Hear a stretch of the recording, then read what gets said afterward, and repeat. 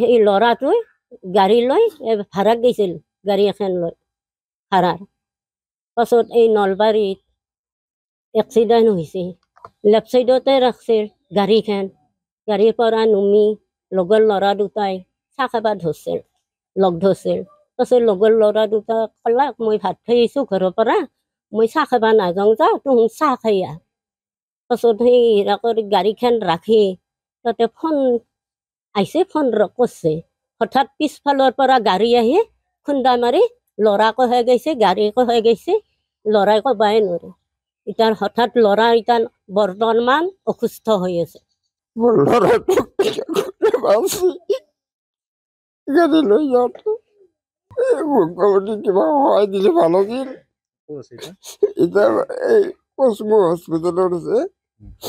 এতিয়া আমাৰ মাটি হ'লে একো নাই বিক্ৰী কৰিব, কি এনেকৈ আমি চাম। এতিয়া আমাৰ গাঁৱৰ মানুহখিনি অলপ সহায় কৰিছে, গাঁৱৰ মানুহখিনি যথেষ্ট সহায় কৰিছে, খাটছিও। গতিকে তেওঁলোকে মানে অলপ এখিনি হেৰি কৰিছে, মানে সেয়া কিবা লোন চোন লৈ মানে হেৰিত আনিছিল, ইনষ্টলমেণ্টত আনিছিল। সেইটোৱে এটাই ল'ৰা, গতিকে তাকো এনেকৈ কৰলাক। ইনকাম তবে গাড়ী চাড়ী ভাড়া মাৰি এনেকৈ হেৰি কৰিছিল। আৰু নাই নাই বিয়া বাৰু একো কৰা নাই। আৰু ময়ো এনেকৈ হাজিৰা চাজিৰা কৰোঁ, সেনেকৈ ঘৰখন নাই কিবা কৰি চলি আছোঁ। মুখ্যমন্ত্ৰী অলপমান সহায় কৰিলে ভাল পালোঁ হয়।